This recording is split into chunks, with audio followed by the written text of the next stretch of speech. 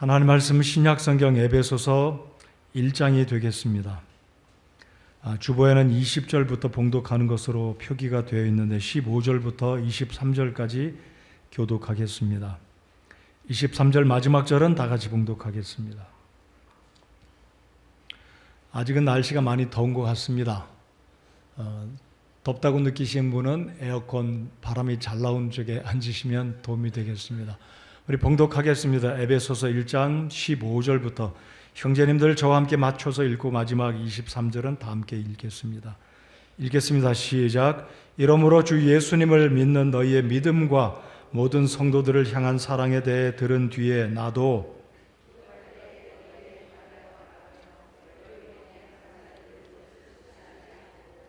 우리 주 예수 그리스도의 하나님 곧 영광의 아버지께서 지혜와 계시의 영을 너희에게 주사 그분을 알게 하시고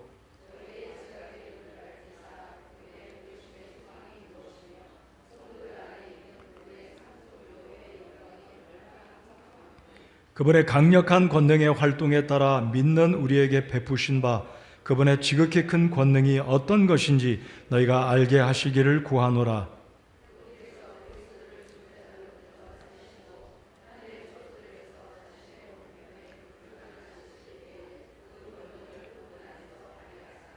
그분을 모든 정사와 권능과 강력과 통치와 이 세상뿐만 아니라 오는 세상에서 불리는 모든 이름보다 훨씬 위에 두셨고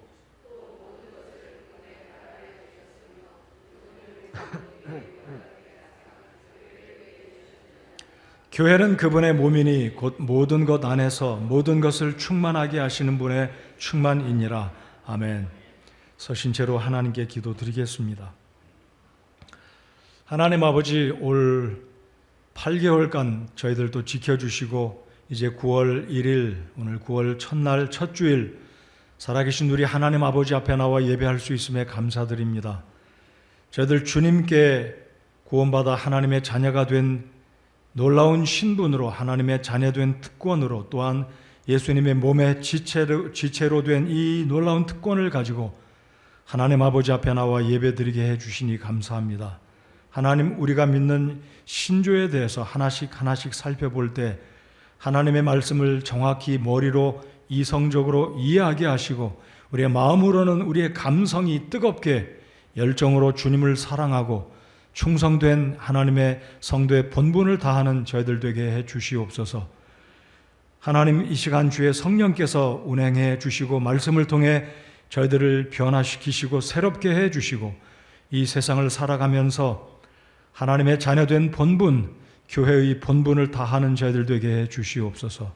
하나님, 이 시간에 구원받지 아니한 분이 있다면 하나님의 성령께서 말씀을 통해 역사해 주시고 빛을 비춰 주시고 조명해 주심으로 우리가 얼마나 하나님 아버지 앞에 허물 많고 부족한 죄인인지 보게 하시고 자비하신 하나님 아버지 앞에 나아가 예수님을 영접하여 주님을 모르는 잘못된 우리의 행위에서 돌이켜서 회개하고 주님을 믿어 구원에 이르도록 하나님께서 역사해 주시옵소서.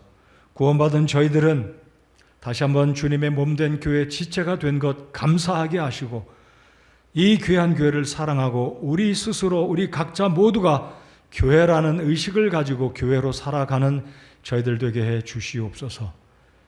하나님, 부족한 사람도 말씀을 전합니다. 귀한 특권 주신 것 감사드리고 이 말씀을 받는 성도님들 이 말씀 앞에 집중해서 반응하고 이 말씀대로 살아가는 의지적인 믿음을 허락해 주시옵소서. 예수님의 귀하신 이름으로 감사하며 기도드리옵나이다. 아멘. 자리에 앉으시겠습니다. 오늘 9월 첫날입니다. 저는 9월 첫날 주일 예배를 드리면 더 평상시보다 즐거운 마음으로 예배를 드립니다. 주님을 기대하고 새해 첫날, 첫 주일날 하나님 앞에 나와 예배를 드릴 수 있다는 것이 얼마나 큰 축복이고 특권인지 우리 하나님께 감사를 드립니다. 오늘도 구원받아 이 귀한 주님의 몸된 교회에 나와서 예배를 드릴 수 있는 것이 얼마나 감사한지 우리에게 주신 주님이 허락하신 귀한 특권으로 믿고 감사를 드립니다. 오늘도 아파서 나오지 못한 분, 또 우리 성도들 가운데 이런저런 일들로 이 자리에 오고 싶지만 나오지 못하신 분들이 계시기 때문에 마음이 안타깝습니다. 서로를 위해서 기도해 주시기 바라고, 여러분이 이렇게 주님 앞에 나와서 여러분 발로 걸어 나와서 예배를 드릴 수 있다는 것 당연시 여기지 않으시기 바랍니다. 그렇습니까? 얼마나 감사한지 모르겠습니다. 오늘 설교의 제목은 교회는 그분의 몸이니 라는 제목인데요, 제가 일부 9시 때도 설교 서론의 결론을 먼저 말씀을 드렸습니다. 오늘 설교의 결론은 우리가 교회입니다.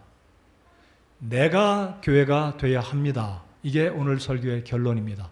우리 스스로 한번 여러분이 앉은 자리에서 하나님을 향해서 우리의 마음을 다해서 주님, 제가 교회입니다 라고 한번 고백해 봅시다. 시작. 주님, 제가 교회입니다. 제가 다시 여러분을 도전해 드리면, 교회만 왔다 갔다 하시는 게 아니고, 교회만 출석하는 게 아니고, 내가 교회이고 내가 교회가 돼야 되겠다라는 강력한 의지적인 결단과 그런 생각을 가지고 이 교회, 여러분의 교회, 저의 교회, 우리 교회를 섬길 수 있는, 우리의 생각이 바뀌어질 수 있는 이 아침의 말씀이 되기 바랍니다. 오늘 우리가 믿는 신조 15번째, 우리 한번 같이 읽어보십시다. 주보에 나와 있습니다. 우리는 개교의 독립성을 믿는다. 시작.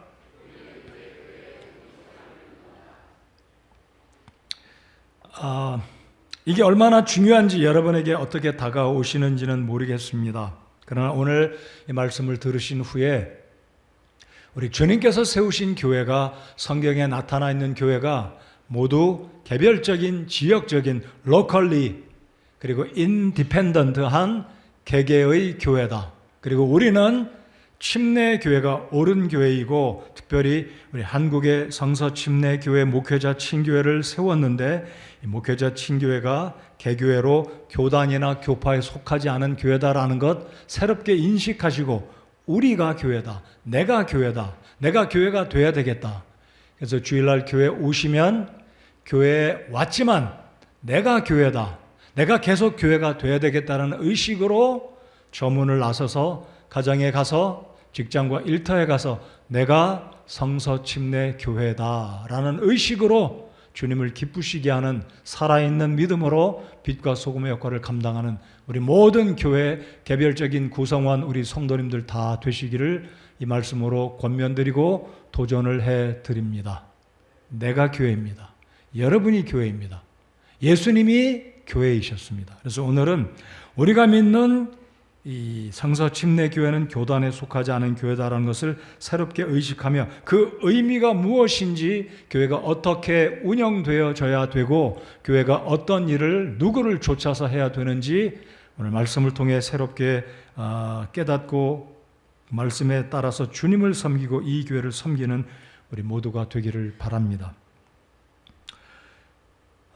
성서 침례교회가 한국 성서 침례교회 목회자 친교회를 조직한 것은 1964년입니다. 저 잘 몰랐습니다. 우리 교회가 69년이고 내년이면 70년이 되고요. 우리 한국에 포스터 선교사님이 오셔서 이 땅에 성서 침례교회 사역을 시작한 지가 올해로서 70년이 됩니다. 그래서 우리 성침의 역사가 70년, 우리 교회는 내년에 70년이 되는데요. 한국 성서 침례교회 목회자 친교회가 생긴 것은 64년입니다. 제가 인터넷 챗봇에서 한국 성서 침례교회 친교회가 몇 년 전에 생겼느냐라고 물으니까 64년이라고 알려줬어요. 그래서 제가 오늘 다시 사무실에 들어가서 한국 성침 50년사 책을 뒤져보니까 63년도에 가장 먼저 전라남도 관산에 있는 성남 성서 침례교회에서 첫 번째로 목회자 친교회가 모였습니다. 63년도에. 그리고 그 이듬해인 64년도에 아마 한국의 목사 안수를 받은 한국 성서 침례교회 목회자 친교회를 결성하고 오늘까지 왔습니다. 자, 그러면 친교회가 뭡니까? 말 그대로 펠로우십이라고 불러요. 그래서 저희는 장로교회나 다른 교회에서 우리 성서 침례교회를 볼 때 저 그룹도 교단이겠거니 하지만 사실 우리 성도 여러분들 기억하시고 정확하게 아시기 바랍니다. 우리는 교단에 속해 있지도 않고 교파나 어떤 교단의 어떤 명령이나 행정적인 어떤 구속 이런 거 받지 않는 인디펜던트한 독립된 지역에 있는 교회입니다. 그래서 오늘은 이것이 어떤 의미인지, 왜 중요한지, 신약 성경에 나타난 교회는 어떤 교회들인지 살펴보겠습니다. 먼저 숫자를 좀 알려드리면 좋겠습니다. 한국에 있는 남침내 교회는 한국 기독교 침례총회라는 교단에 가입이 되어 있습니다. 숫자가 우리랑 비교할 수 없이 많습니다. 3,500개가 있습니다. 그리고 장감성은 더 많이 있겠죠. 장감성은 아마 수만 개가 되는데, 아무튼 남침내 교회는 3,500개, 그리고 한국 성서침례교회 목회자 친교회에 등록이 되어 있어서 순수하게 세계 선교를 위해서 교제하는 우리 성침의 교회들은 210개가량이 됩니다. 그리고 이제 우리가 믿음의 정체성에 약간 좀 타협이라는 어떤 용어를 표현한다면요, 2006년으로 제가 기억을 합니다. 그래서 신조 21개를 믿는 여자 집사 인정하지 않고 순수한 신약적인 교회를 믿는 교회들의 이 신조 21가지를 동의하고 사인한 목회자들이 지금 우리 친교회 속에 70여 개가 됩니다. 그리고 한국 성침에도 포함이 안 되고 기독교 남침례교도 포함이 안 된 또 다른 독립침례교회들, 예를 들면 저 인천에 있는 어떤 사랑교회, 이런 독립침례교회들도 70여 개가 됩니다. 그러니까 우리 정체성을 가지고 교제하는 우리 성침의 교회가 70개, 성침 친교에 속하지 않은 독립침례교회가 70개, 그리고 전체적으로 한국에 있는 독립침례교회들은 그러니까 280개, 300개가 조금 안 되는 거죠. 그러니까 남침례교회는 3,500개라고 치면 100대 1이 훨씬 더 되는 거죠. 3,500개니까. 그렇죠? 30대 1인가요? 30대 1이 좀 안 되는 거죠. 그러니까 아무튼 우리는 교단에 속하지 않은 신약적인 원칙을 준수하기 때문에 오늘 이 시대에도 우리는 교단에 가입하지 않고 세계 선교를 위해서 순수한 성경의 원칙에 따라 교회를 섬기고 사역을 이루어 가고 있습니다. 다시 강조해 드리면 우리가 개교의 독립성을 믿는 게 왜 그렇게 중요한지, 교단에 들어갔다고 그러면 이단이냐 잘못된 거냐라고 의구심을 가질 수 있으실지는 모르겠지만은요, 그러나 성경의 원리에 따라 교회를 섬기는 것이 성경적이다라고 믿고 주님이 보여주신 그대로 우리가 믿고 그대로 교회를 세우고 교회를 섬겨 나가는 것이 성경적이기 때문에 근본주의 신앙을 믿고 있는 우리는 교회 역시 교단에 가입하지 않고 개교회의 독립성을 믿고 존중하고 그대로 그 원칙에 따라 주님을 섬기고 있습니다.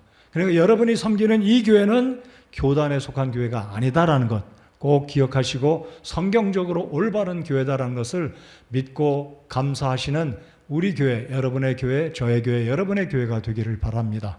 자, 그러면 하나님께서 허락해 주신 이 지구상에 존재하는, 세상에 존재하는 세 가지 기관, 인스티튜션이라고 할까요? 아니면 오건이라고 할까요? 이 유기체적인 기관은 세 개 중에 두 개밖에 없습니다. 가정과 교회입니다. 그리고 하나는 국가입니다. 그러니까 하나님께서 허락하신 기관은 가정과 교회와 국가입니다.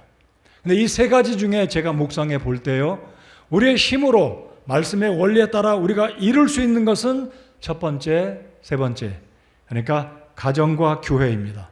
국가는 믿음의 집단, 기독교 집단이 아니잖아요. 세상적인 기관이기 때문에 하나님이 허락하신 기관이긴 하지만 그들이 말씀을 인정하고 존중하고 말씀의 원칙에 따라 세상 정보를 인정하고 이끌어가는 기관이 아니기 때문에 두 가지 기관, 즉 가정과 교회만큼은 우리가 말씀의 원리를 좇아서 하나님의 말씀에 따라 세워 나가야 된다. 그 책임이 가정과 교회에 있다라는 것을 주지시켜 드립니다. 자, 그러면 가정에 대해서 그리고 국가와 교회에 대해서 간략하게 말씀을 드려보겠습니다.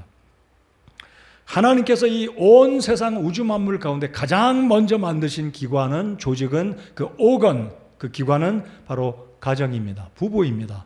한 남자, 한 여자.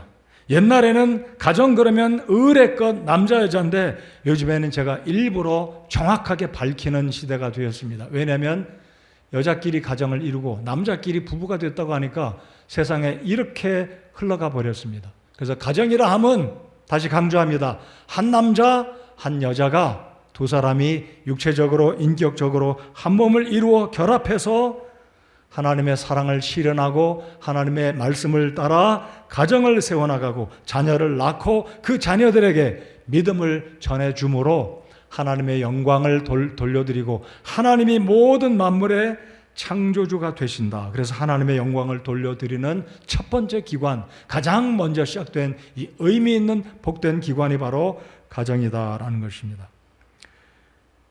자, 그런데 이 사탄은 가정을 허물려고 하나님을 도전하고 대적하고 말씀의 진리를 왜곡시키고 있습니다. 어떻게 해요? 말씀드린 것처럼 성전환 수술을 받고 하나님이 그 사람에게 만들어주신 그 순리를 거절하고 거역하고 자기 뜻에 따라 자기 기호에 맞게 성을 전환합니다. 이것은 하나님을 향한 창조의 질서를 도전하는 겁니다.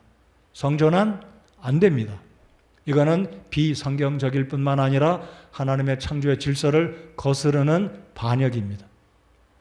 자, 그렇기 때문에 이 사탄은 하나님의 가정, 주님이 주신 놀라운 축복의 기관, 이 남녀로 두 사람으로 하나님이 만들어주신 이 가정을 허물려고 동성애, 성전환, 여러 가지 잘못된 것을 가정으로 가지고 오게 됩니다.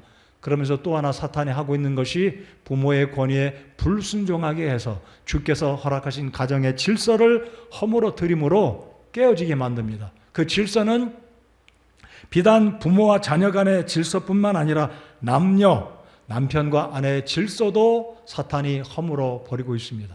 그 사랑하는 성도 여러분들, 가정의 두 가지 질서, 부부간의 질서, 남편이 가정의 머리다라는 것 꼭 기억하시고 하나님이 정하신 가정의 질서를 지켜야 합니다. 그리고 자녀들은 부모에게 질서, 그 순종하라는 에베소서 6장, 5장, 6장에 있는 이 가정의 질서를 반드시 지키는 것이 복을 받고 가정이 평안하고 하나님의 창조의 뜻을 놀랍게 이루어드리는 가장 중요한 원리가 된다는 것. 그러나 사탄은 이 두 가지를 다 지금 허물고 있습니다. 가정이 무너지면 사회가 서겠습니까? 여러분, 우리 사회가 OECD 국가 중에서 수치스러운 게 가장 1위 많은 거 아시죠? 이혼율, 자살률 굉장히 많습니다. 기타 등등은 제가 언급하지 않겠습니다. 그러니까 하나님의 질서를 허무는, 하나님의 창조의 그 놀라운 기획과 계획과 복을 허무는 것이 사탄의 전략이다라는 것 기억하시고, 가정에 하나님이 허락하신 질서를 지킬 때 이것이 바로 복을 받는 원만한 가정을 이루는 원칙이다라는 걸 꼭 기억하시기 바랍니다. 자, 두 번째는 정부입니다. 국가. 하나님께서 허락하신 이 국가는 사도행전 17장 26절에 인류에 대해서, 민족에 대해서, 각 나라에 대해서 이렇게 말씀하십니다. 우리 같이 한번 읽어 보시겠습니다. 17장 26절입니다. 같이 읽겠습니다. 시작. 또 그분께서 사람들의 모든 민족들을 한 피에서 만드사 온 지면에 거하게 하시고 미리 정하신 때와 그들을 위한 거주의 경계를 정하셨으니, 여러분 이 말씀을 문자적으로 잘 보신다면 하나님께서 흑인종이 됐든 백인종이 됐든 황인종이 됐든 한 피로, 한 조상으로 시작하게 하셨다는 겁니다. 그러니까 모든 민족의 뿌리는 아담과 하와, 하나님에 의해서 지음받은 우리의 시조 아담과 하와가 모든 민족들의 조상이다. 거슬러 올라가면 이 말인즉슨 하나님께서 우리의 생명의 수요자가 되신다라는 말씀입니다.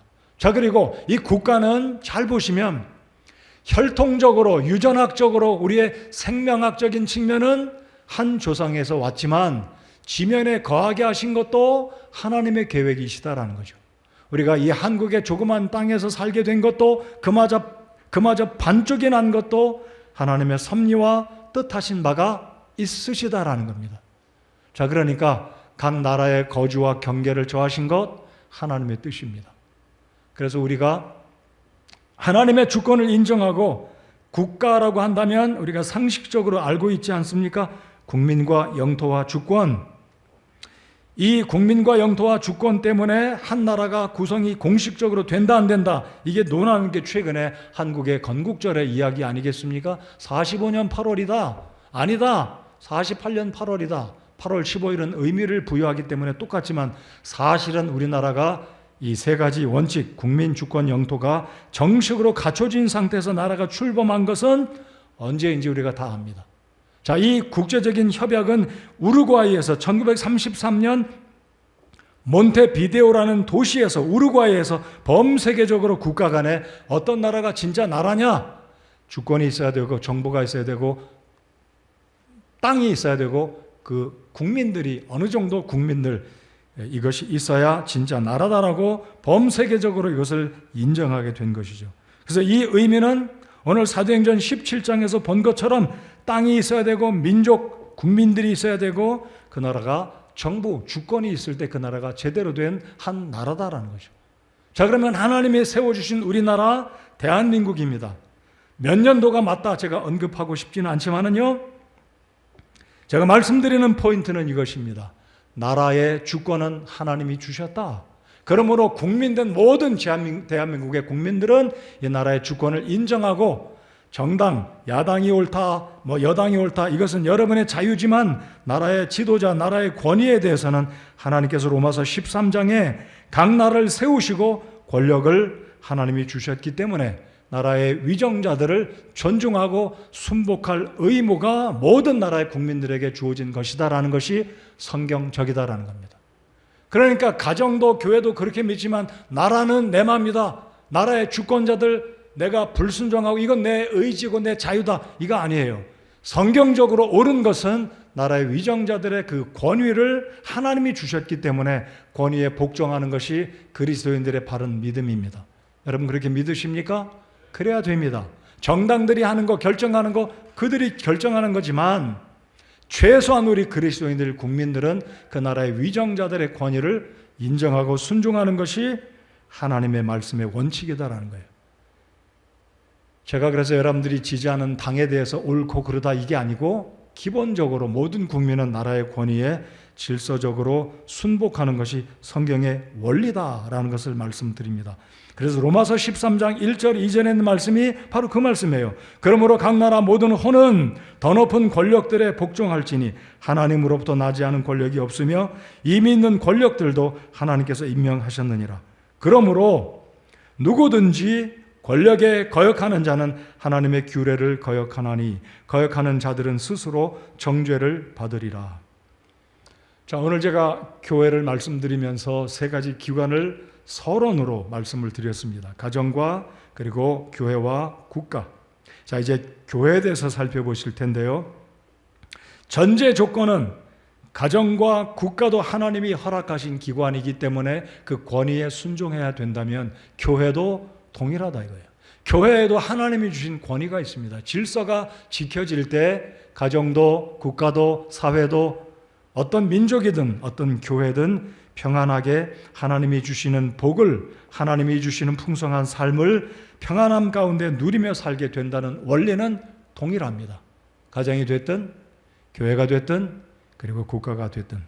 아니 오히려 더 강조를 해서 말씀드린다면 교회의 부흥보다도 교회의 발전보다도 더 중요한 것은 우리의 각 가정들이 하나님이 정하신 질서에 순종하고 가정이 제대로 세워질 때, 가정이 건강할 때 우리의 교회가 건강하게 된다라고 저는 믿습니다. 가정이 건강하지 못하면 어떤 사회와 어떤 나라가, 어떤 교회가 건강할 수 있겠습니까? 그렇게 될 수 없어요. 그러므로 저의 가정도 건강해야 되겠고 하나님이 주신 가정의 질서가 지켜질 때 그 가정과 교회와 나아가서 사회와 국가가 올바르게 세워질 수 있다라고 믿습니다. 이것이 근본주의자들이 믿는 성경적인 가치관, 성경적인 권위에 대한 순종의 자세다라고 저는 확실하게 말씀을 드립니다. 자, 이제 그러면 교회를 한번 살펴보겠습니다. 이제 설교 본론으로 들어가서 교회는 어떤 것이고 기원은 무엇이고 교회는 어떤 형식으로 유지가 돼야 되는지 그리고 교회의 머리는 누구인지 살펴보겠습니다. 여러분 교회는 예수님이 세우셨습니다. 너무 상식적이죠? 예수님이 세우셨어요. 교회는 예수님의 몸입니다. 저와 여러분이 예수님의 몸이라면 저와 여러분이 교회입니다. 맞습니까? 우리가 그래서 교회예요. 한 사람 한 사람 따로 떨어져 있으면 개별적인 교회이지만 우리가 같은 믿음으로 한 교회에 속한 회원들이기 때문에 공적인 예배에는 의무를 다 행해야 됩니다. 내가 속한 교회 공식적인 예배, 공예배에는 다 같이 모여서 이 예배 거르지 말고 특별한 사정이 아니면 다 모여서 함께 예배하는 것이 그 교회에 속한 성도, 지체들의 의무와 사명이기 때문입니다. 여러분, 교회의 기원은 예수님에 의해서 시작되었습니다. 교회의 기원에 대해서 두 가지 견해가 있습니다. 사도행전 2장이다, 아니면 마태복음 16장에서 18장까지다. 이거는 정확하게 구분하기 정말 쉽지 않은 문제입니다. 그러나 저는 예수님이 이 땅에 오셔서 12제자를 부르시기 전후에 예수님이 이미 교회를 세우셨고 시작하셨다라고 믿습니다. 자, 우리 마태복음 16장 18절에 있는 말씀을 먼저 한번 읽어보겠습니다. 마태복음 16장 18절입니다. 읽겠습니다. 시작. 또 내가 네게 이르노니 너는 베드로라. 이 반석 위에 내가 내 교회를 세우리니 지옥의 문들이 그것을 이기지 못하리라. I will build my church 그랬어요. 내가 내 교회를, 어떤 목사의 교회가 아니라, 어떤 교황의 교회가 아니라, 어떤 사도의 교회가 아니라, 사회적으로 명망이 있고 잘나가고 부자이고 권력가의 이름으로 교회를 세우신 것이 아니라 내가 내 교회를 세우겠다. 주님께서 말씀하신 것입니다. 그러면 교회의 기원은 예수님이 오셔서 12제자를 선택하시고 그들을 교회로서 빚으시고 훈련시키실 전후에 예수님이 마태복음 16장에서 18장 사이에 어디엔가, 정확히 말씀드리면 신약시대가 시작되었을 때 예수님께서 당신의 교회를 자신의 몸으로, 자신의 목숨을 지불하시고 보혈의 값으로 교회를 세우셨다라고 믿습니다. 혹자는 말하기를 사도행전 2장에 성령이 강림한 오순절날 시작되었다라고 말하지만 여전히 그것은 논쟁의 요지가 많이 있다고 생각되고요. 저는 아무튼 예수 그리스도께서 이 땅에 오셨을 때 제자들을 부르신 전후에 그 시간, 일찍 본다면 요한복음 2장 3장, 마태복음으로 표현한다면 16장 18장 사이가 될 것입니다. 아무튼 중요한 것은 예수님이 기원이시고 예수님이 당신의 몸, 당신의 생명을 지불하시고 신약시대에 교회를 세우셨다라고 믿습니다. 자, 이런 측면에서 사도행전 7장에 표현된 한 가지 말씀을 제가 예를 들어서 이스라엘과 교회는 같은 것이 아니다라는 것을 말씀드리겠습니다. 이게 뭐 그렇게 중요합니까? 이게 중요합니까라고 생각하실지 모르겠지만 교회와 이스라엘을 같은 선상에 두고 교회와 이스라엘이 같다라고 말한다면 종말론에 가서 굉장한 혼돈이 발생합니다. 오늘은 제가 그 부분을 말씀드리진 않겠고요. 자, 교회와 이스라엘은 분명히 다른 것을 우리는 믿는다라는 것을 이 교회론적인 측면에서 이 부분을 분명히 확신하시면 좋겠습니다. 자, 사도행전 7장에 보시면 이런 말씀이 있어요. 광야에 있던 교회, the church in the wilderness, the church in the wilderness. 사막에 있던 교회, 광야에 있던 교회. 자, 그럼 여기서 말하는 교회는 헬라어 원문으로 보시면 여러분이 많이 들어보셔서 아시는 교회, 에클레시아라고 똑같은 헬라어 원문이 사용되어졌습니다. 광야에 있던 교회, 그들을 누구를 가리켜서 지금 사도행전 7장에 누가 말한 것입니까? 바로 스데반이 설교할 때 이스라엘 백성들을 가리켜서 말하기를 그들이 광야에 있던 교회다라고 말합니다. 그러니까 사도행전이 이 사도행전 7장의 연도를 보면 예수님이 막 세상에 오셨을 때보다 이미 35, 6년이 지나가고 있던 무렵입니다.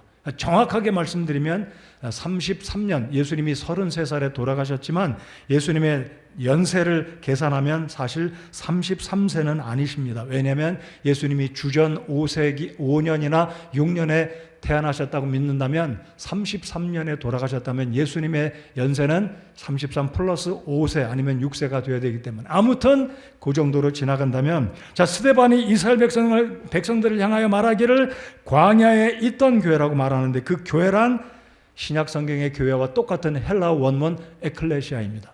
자, 그러면 헬라어 원문을 보면 분명히 교회라고 말했는데 이것이 어떻게 이스라엘과 교회가 다르냐라는 논리가 생겨난다 이거죠. 자, 그러면 이 사도행전에 나와 있던 광야에 있던 교회라는 의미는 이집트에서 나와 있던, 그러니까 이집트에서 불려낸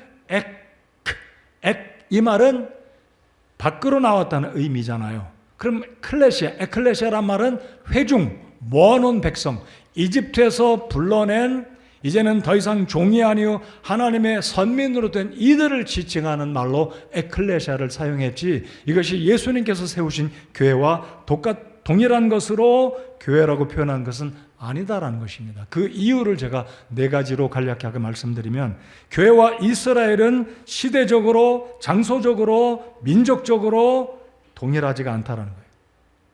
한 번도 예수님은 이스라엘 백성들의 머리라고 표현한 구절이 구약 성경에 등장하지 않습니다. 오직 교회의 머리다라고 말씀하셨고, 그리고 민족적으로 다른 것은 모든 이스라엘 백성들은 문자 그대로 유대인 아니면 히브리인들로 구성된 것이 이스라엘 백성입니다. 그러나 우리는 이방인 가운데 백인이고 황인조이고 미국 사람이고 아프리카 사람이고 동양 사람이고를 물어나고 회개하고 예수님을 믿고 구원받으면 모두가 다 하나님의 자녀로 교회 속에 예수님의 지체가 되기 때문에 교회와 이스라엘 백성들은 민족적으로, 혈통적으로, 역사적으로, 장소적으로, 시기적으로 분명히 다른 것입니다. 오늘은 제가 이 정도로만 하고요. 나중에 기회가 되면 또 말씀을 드리겠습니다. 다음번 신조의 이스라엘과 교회에 대한 또 언급이 나오니까 그때 가서 제가 또 말씀을 드리겠습니다. 자, 그래서 이 교회는 구원받은 신약시대에 하나님께서 예수 그리스도의 보혈로 구속함을 얻은 하나님의 백성들을 교회의 지체로 예수님의 몸으로 삼아 주셨습니다. 그래서 바울 사도는 이 교회를 가리켜서 말하기를 2번이나 걸쳐서 신비롭다라고 말합니다.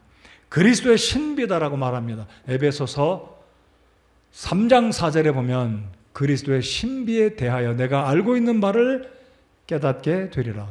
신비라고 그랬습니다. 그 다음 밑에 있는 구절 다 같이 한번 읽어보시겠습니다. 9절 시작.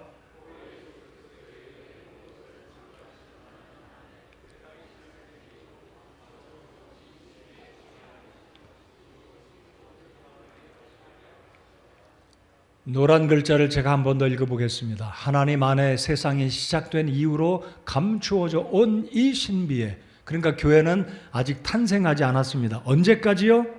예수님이 이 땅에 오심으로 시작이 됐는데, 하나님의 교회, 예수님의 이 교회는 온 천지 만물을 이루기 전부터 하나님은 구상하시고 계획하셨습니다. 자, 이스라엘과 교회의 공통점은 하나님의 영광, 우리 주님을 온 세상에, 하나님을 알지 못하는 자들에게 우리 주님의 이름을 찬양하고 드러내는 것은 사명과 의무는 동일합니다. 그러나 이스라엘은 실패했습니다. 그 하나님을 영화롭게 해야 되는데 우상을 섬김으로 남왕국, 북왕국 모두 다 멸망했습니다. 그리고 하나님은 교회를 들어서, 자, 이스라엘은 제껴놓으시고 이제는 새로운 하나님의 기관, 예수님의 몸, 예수님의 신부인 교회를 들어서 온 세상 모든 민족들에게 예수 그리스도의 복된 소식을 증거하는 도구로, 당신의 신부로, 당신의 몸으로 교회를 사용하고 계신다라는 겁니다. 그래서 이런 측면에서는 교회가 신비이고, 우리 같은 죄인들이 구원받았다는 게 얼마나 큰 특권이고 복인지 우리가 감사해야 되는 겁니다. 우리가 신비해요. 여러분 생각해 봅시다. 나 같은 사람이 어떻게 예수님의 몸이 될 수 있을까요? 어떻게 하나님의 성령이 거하시는 성전이 될 수 있을까요? 신비입니다. 미스테리예요. 헬라어는 미스테리온 그랬는데요. 우리 옆에 있는 사람 한번 쳐다봅시다. 신비스러운 존재들이에요. 정말 그렇습니다. 나 같은 죄인이 이 교회에 더해졌다는 것은요, 놀라운 축복이자 신비입니다. 한글로 하면 한자인지 모르겠지만 신묘, 나머지 2글자 뭐예요? 신묘막측한 거예요. 정말 하나님의 축복이고 은혜라고 믿습니다. 우리 주님께 감사와 영광을 올려드리십시다. 이해가 안 가는 거예요. 어떻게 나 같은 죄인이 예수님의 몸이 될 수 있나? 더럽고 추한 이 죄인들이 우리 주님의 은혜였기 때문에 감사 가능하게 된 줄 믿고 우리 주님께 영광을 올려드립니다. 그래서 교회로 삼아주신 것, 우리가 교회예요. 제가 다시 강조해 드립니다. 교회만 왔다 갔다 하지 마세요. 교회가 되십시오. 교회로 사십시오. 우리가 교회입니다. 나를 교회로 만들어 주셨어요. 감사하십니까? 그래서 머릿속에 아예 입력하시기 바랍니다. 교회로 살자, 교회가 되자. 이 의식을 우리 마음속에 가득하게 생각하고 주님을 섬기는, 내가 어디를 가든지 행당동에 소재한 성서침례교회. 여러분, 우리 교회 이름은 행당동 성서침례교회가 아니에요. 우리 교회 이름이 뭔지 아세요? 행당동 빼야 됩니다. 우리 교회 진짜 이름은 성서침례교회입니다. 맞습니까? 그럼 성서침례교회 성도답게 어디에 가서 누구를 만나든 우리 주님을 찬양하고 우리 교회 머리 되신 예수님을 드러내는 빛과 소금의 역할을 감당하는 교회로 살아가야 할 것입니다. 아멘. 좀 힘차게 해봅시다.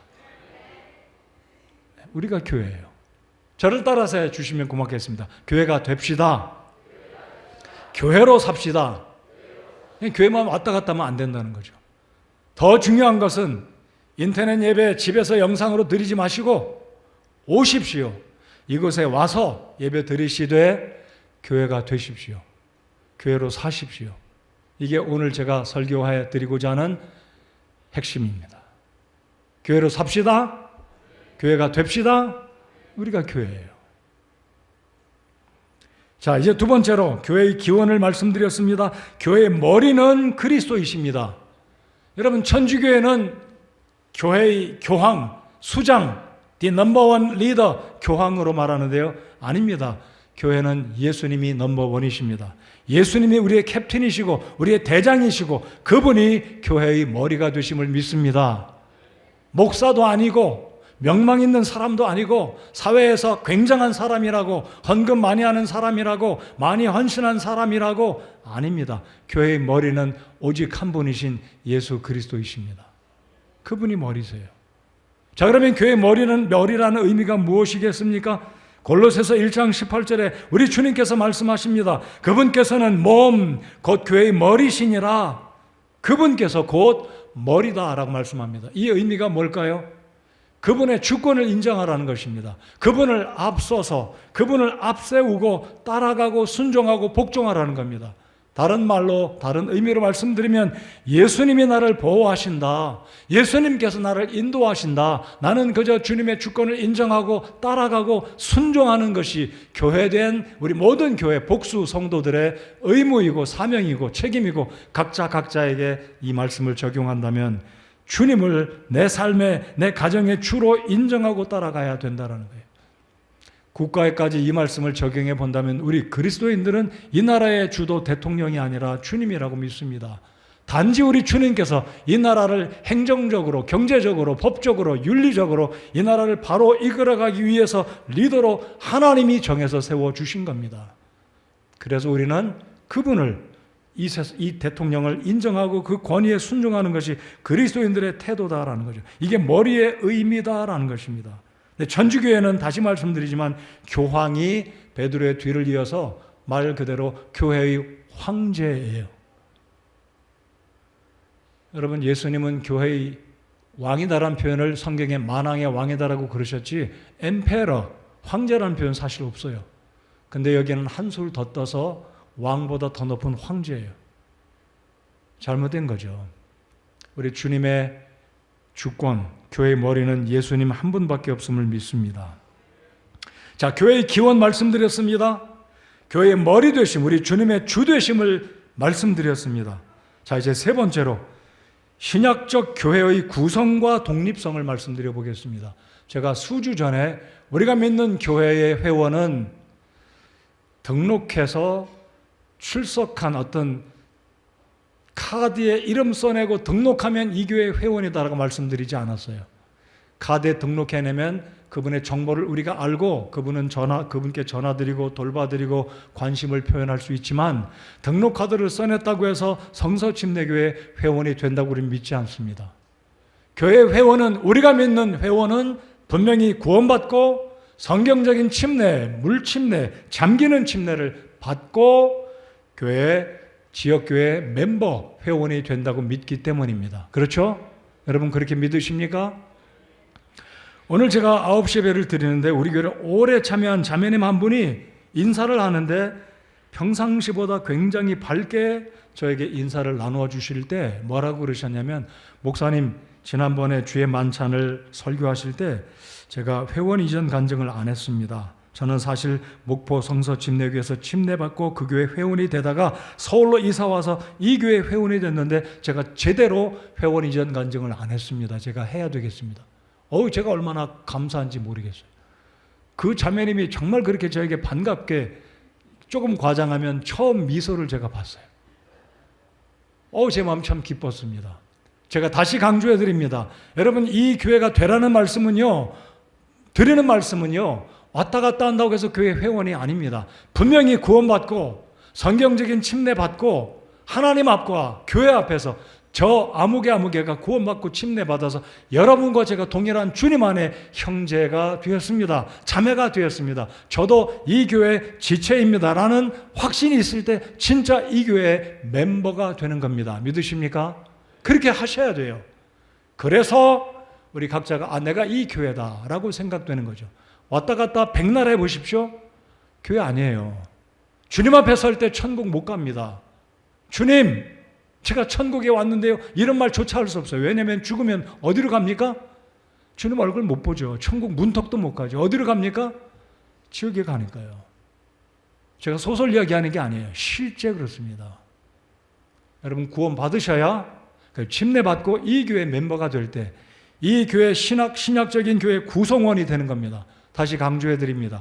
우리가 믿는 지방적 독립 침례 교회의 구성원은 구원받은 성경적인 침례를 받은 자들이 개교의 멤버가 됨을 믿습니다. 그러니까 교회 회원은 아무나 되는 게 아니에요. 공부 많이 했다고, 뭐가 있다고, 세상에서 배경이 있다고, 그게 아니에요. 그것은 하나님 앞에 의미가 없습니다. 그렇죠? 하나님 앞에 의미 있다는 것은 나 같은 죄인이 하나님의 아들이신 예수님의 보혈로 죄 용서받고 거듭나서 천사도 흠모하는 주의 백성이 되었다. 우리는 혈통적으로 유대인이 아니지만 이방인들 가운데 예수 그리스도의 보혈로, 정말 그 프레셔스한 블러드로, 보혈로 구원받아 주님의 몸의 지체가 되었다. 그래서 감사함으로 침례받고 이 교회 멤버가 되면 진짜 이 교회입니다. 이 교회예요. 그래서 우리가 믿는 교회의 구성원은 구원받은 믿는 자, 그리고 믿는 자의 침례를 받은 자가 이제 교회 회원이 되고 주의 만찬을 나눌 수가 있는 겁니다. 자, 그러면 교회의 독립성을 말씀드려 보겠습니다. 이 교회의 독립성이 왜 그렇게 중요할까요? 이 독립성을 믿지 않으면 이단인가요? 하나님이 굉장히 이렇게 문제라고 지적하고 공격하시고 벌을 주시나요? 천국 가면 알겠죠.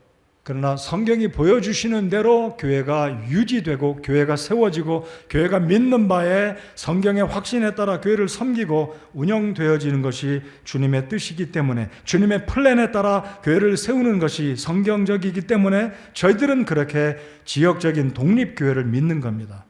영어로 말씀드리면 a locally located, a local independent church.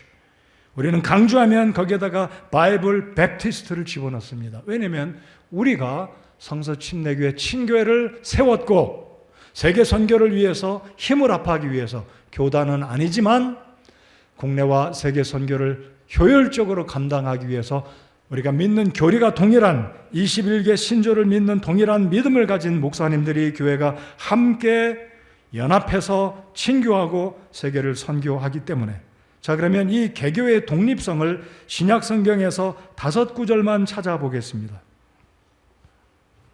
많은 구절을 통해서 하나님이 세우신 신약적 교회는 독립적이고 지방, 가시적이다라는 것을, 비지불한 교회라는 것을 오늘 5곳을 통해서 한번 살펴보겠습니다. 참고로 언제 그러면 우주적인 교회가 됩니까? 우주적이란 말은 캐톨릭이란 말이라고 할 수 있어요. 왜냐하면 헬라 원문으로 코스모스가 우주를 말하기 때문에. 그러나 지금 제가 말씀드린 거 오해하지 않으시기 바랍니다. 캐톨릭 교회는 이단입니다. 성경의 가장자리도 못 따라가요. 이단입니다. 그러나 언제 그러면 우리가 코스모틱한 진짜 하나의 교회, 우주적인 교회가 될 수 있습니까? 예수님이 오시면 가시적인 지구상에 있는 모든 지역적인 교회들이 들림받고 공중에 올라가 한 곳에서 주님과 더불어 천국의 어린 양의 혼인잔치에 모든 구원받은 성도들과 교회들이 모이면 그때가 진짜 우주적인 교회, 단 하나의 주님의 교회가 된다고 믿습니다. 그럼 그때까지 되기 전에는 모두 다 locally independent 교회들이에요.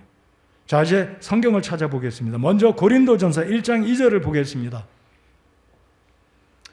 자, 읽겠습니다. 시작. 고린도에 있는 하나님의 교회 곧 그리스도 예수님 안에서 거룩히 구별되고 성도로 부르심을 받은 자들과 또 각처에서 예수 그리스도 우리 주 곧 그들과 우리의 주 되신 분의 이름을 부르는 모든 자들에게 편지하노니. 이 구절을 잘 보시면 사도 바울이 이 고린도전서 1장 9절의 저자인 1장 2절의 저자인 성령께서 몇 번이나 지금 로케이션을 강조하고 있습니다. 고린도에 있는 어디에 있다고요? 난 몰라, 안 가봤어. 그냥 저기에 있겠지. 신약적 교회는 분명한 특정한 지역에 locally located 된 교회다라는 거예요. 보인다는 거죠. 보인다.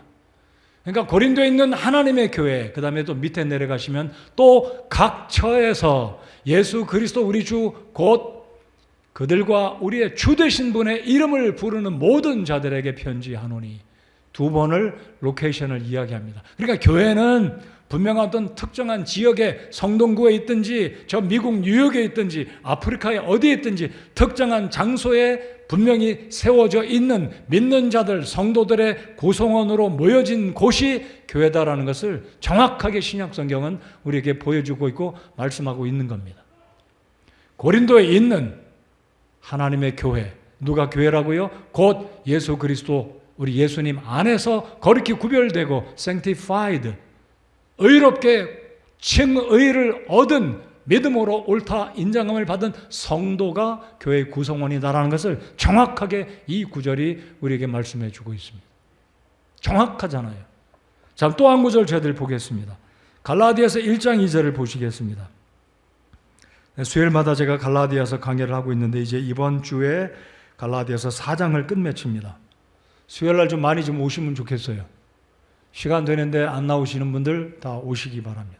자, 1장 2절 다 같이 읽겠습니다. 이 구절에서도 지역교회가 신약적 교회라는 것을 말씀하고 있습니다. 다 같이 읽겠습니다. 시작. 나와 함께 있는 모든 형제들과 더불어 갈라디아의 교회들에 편지하노니.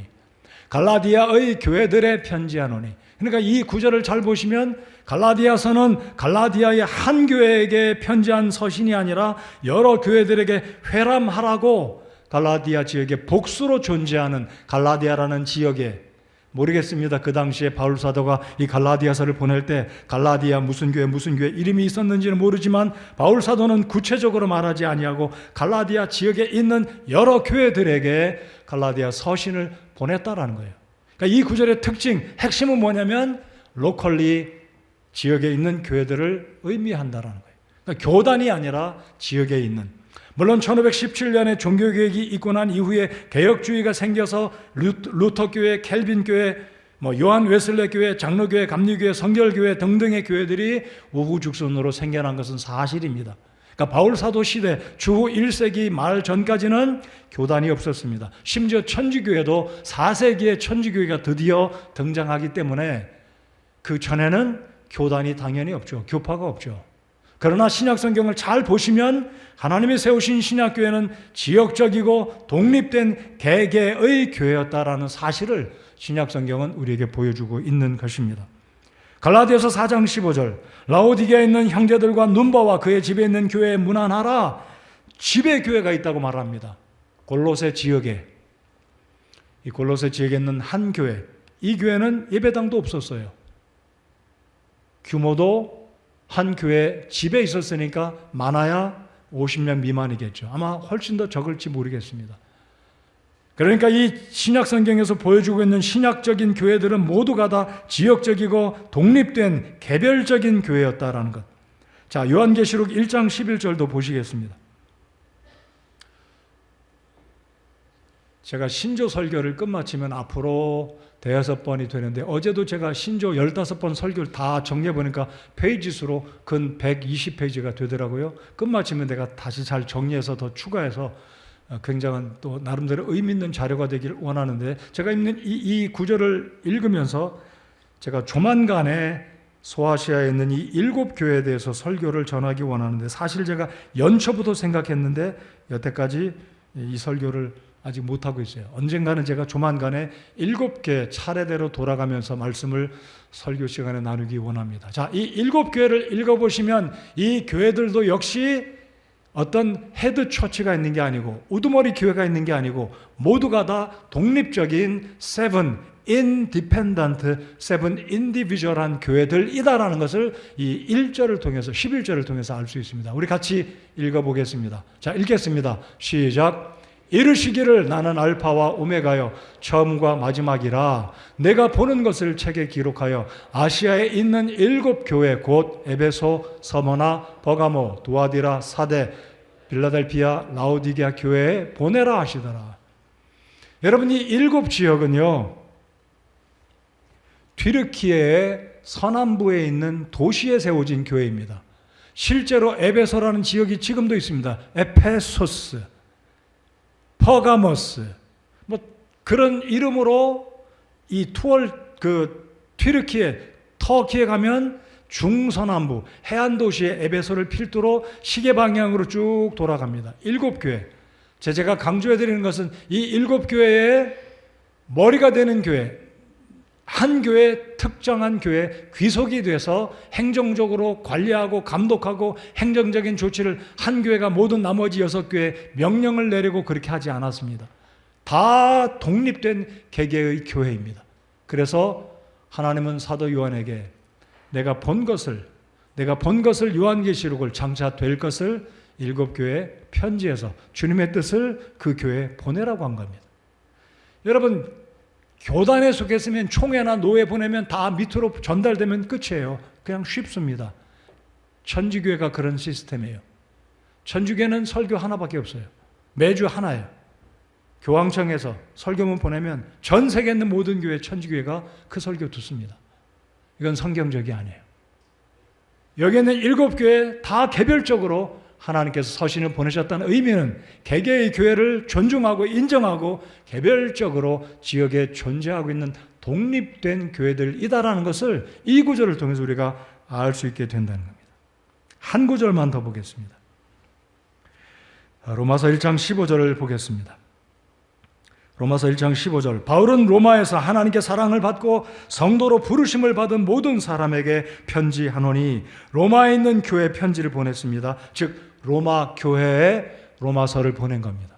여러분, 로마 그러면 바티칸이 있잖아요. 바티칸에 천주교회 헤드쿼터, 센터가 거기 있어요. 근데 이 로마서를 보낼 때는 천주교회가 아직 나오지 않은 시기였기는 하지만은요, 이 로마에 있는 교회 역시 바울 사도는 하나님의 성령의 감동을 입고 로마서를 써서 보낸 겁니다. 그러니까 이 모습은 무엇이냐면, 신약 성경에 언급된 모든 교회들은 교단에 속해서 어머니 교회가 명령하고, 큰 교회가 명령하고, 부자 교회가 가난한 교회 명령하고, 이런 시스템이 아니라 모든 교회들이 독립된 교회였다는 거예요. 자, 이제 실제적으로 한 가지 더 사례를 말씀드리면 안디옥 교회 사례를 말씀드려 보겠습니다. 사도행전 13장을 자 보여주시면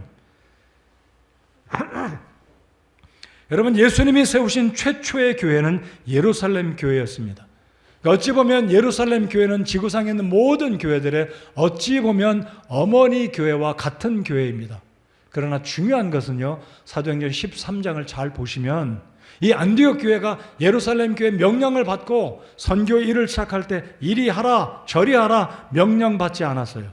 예루살렘 교회도 명령하지 않았고 안디옥 교회도 예루살렘 교회, 어머니 교회와 같은 격인 예루살렘 교회에 어떤 문서를 주고받고 그렇게 하지 않았습니다. 여러분, 이 교회에 어찌 보면 담임 목사라고 할 수 있는 사람은 바나바입니다. 바나바는 바울이 이 안디옥 교회 가기 전에 이미 바나바는 예루살렘 교회를 섬기다가 사도행전 8장에 핍박이 일어났을 때 바나바는 안디옥에 올라가서 시리아에 있는 엔티옥, 지금도 시리아에 가면 엔티옥이라는 시티가 있습니다. 지금도 있어요. 그 바나바가 안디옥 교회를 개척했는데 이 교회 멤버들은 유대인들도 있었지만 대다수가 이방인들 가운데 구원받은 사람들이었습니다. 근데 13장에 보면 우리 1절부터 3절까지 다 읽지는 않겠고요. 자, 2절 3절 읽겠습니다. 2절 3절 시작.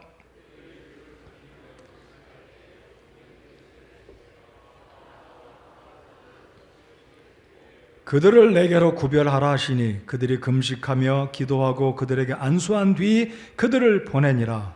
자, 지금 이 2절 3절의 상황은 무엇입니까? 전 세계에서 최초로 선교사를 해외로 파송한 교회는 예루살렘 교회가 아니었습니다. 안디옥 교회였습니다. 이 중요한 일을 할 때 이 교회가 누구 때문에 선교사를 보내고 어떤 결정을 하고 어떤 절차를 통해서 선교사를 보냈는지 잘 보시기 바랍니다. 1절에 보면 이 교회의 핵심적인 리더들을 언급합니다. 마나엔, 그 다음에 시몬, 니게르, 바나바, 바울의 이름은 빠져 있어요.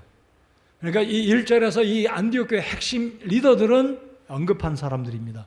근데 이들이 주를 섬기며 금식할 때 성령님께서 이르시되 내가 바나바와 바울을 불러서 시킬 일을 위해 괄호 열고 선교입니다. 괄호 닫고 그들을 네개로 구별하라 하시니, 이 말은, 이 명령은 성령께서 명령하신 것이고 성령의 오더였지 예루살렘 교회의 오더나 명령이나 주문이 있어서가 아니었다는 거예요.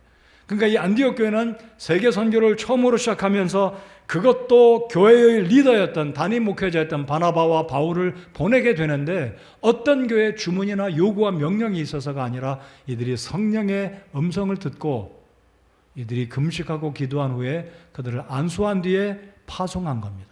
교회가 결의했다라는 거예요. 그들이 안수한 뒤 그들을 보냈다. 그렇기 때문에 이런 장면들을 볼 때마다 신약에 나오는 모든 교회들은 교단의 명령에 의해서, 교단의 결의에 의해서가 아니라 개교회가 성령의 인도함 가운데 결의하고 교회를 운영하는구나, 결정하는구나 라는 것을, 이 개교의 독립성을 바로 이런 장면, 이런 본문을 통해서 우리가 알 수 있다는 겁니다. 자, 이제 마지막 네 번째로 교회의 운영에 대해서, 우리가 믿는 독립침례교회, 독립성서침례교회는 말씀드린 것처럼 우리 위에 교회가 있어서 우리에게 누가 명령하고 주문하고 요구를 하면 그 명령을 잘 받아들이고 순종하는 그런 교회가 아닙니다. 우리 교회는 여전히 개교회입니다. 지금 이 다산에 개척된 교회는 여전히 우리 교회예요. 여전히 제가 담임 목사입니다. 여전히 우리 교회 행정력, 지도력을 받아야 돼요. 언제까지요? 정식적으로 독립 예배를 드릴 때까지는 다산교회는 행당동에 있는 성서침례교회 지교회입니다. 딸교회입니다. 이게 성경적으로 우리가 믿는 원리입니다. 자, 그렇기 때문에 우리가 독립된 이 행당동에 있는 성서침례교회 운영은 어떻게 합니까? 성도들이 합니다. 다시 말씀드리면 교회가 교회 결정을 하는 겁니다. 여러분이 교회라고 믿으십니까? 우리 교회 결의는 교회 성도들이 하는 겁니다. 마치 살펴보았듯이 사도행전 13장에 안디옥 교회가 성령 하나님의 명령을 받고 그들이 기도하고 성령의 음성에 순종하여서 두 사람을 따로 세우라, 선교사로 파송하라는 의미이죠. 순종했습니다. 그래서 우리 교회는 회중 정치에 경향을 띤 교회다라고 말합니다. 우리 교회 당회 없어요. 저 당회장 아닙니다. 장로교회 같으면 저 당회장이죠. 교회 당회장이니까. 그러나 우리 교회는 당회가 없어요. 어디에서 결정합니까? 우리 교회 성도들이 1년에 2번 정기 성도총회, 임시 성도총회, 또 필요하면 임시로 소집을 해서 교회 성도총회 의장인 담임 목사가 발의해서 성도총회를 소집해서 회의를 할 수 있습니다. 그래서 사도행전의 이런 모습들, 2장에서 6장까지 이런 교회 운영의 모습들, 필요하면 징계도 하고 정말 정확하게 교회를 보호하기 위해서 이런 모습들을 사도행전 2장에서 6장까지, 그리고 고린도전서에서 신약적인 교회들은 어떻게 교회를 운영했었는지 그 원리를 우리가 정확하게 우리 교회에 적용하고 그 원칙에 따라 우리 교회를 운영하고 섬기는 것이 성경적인 교회요, 성경적인 믿음이다라고 믿는 것입니다. 사랑하는 성도 여러분들, 우리 교회가 신약적인 독립된 교회라면 우리 교회에 누가 인도해 나가는, 누가 하나님의 뜻으로 이 교회에 누가 어떤 영향력을 끼치면서 교회를 이끌어가야 하겠습니까? 어떻게 이 교회가 운영되어야 하겠습니까?